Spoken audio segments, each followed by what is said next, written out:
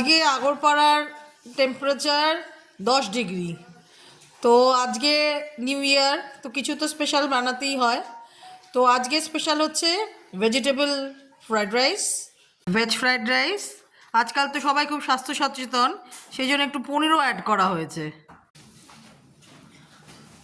Special আজকে এটা হচ্ছে সর্ষে পোস্ত দিয়ে চিংড়ি মাছ। চিংড়ি মাছটা নিয়ে নিলাম।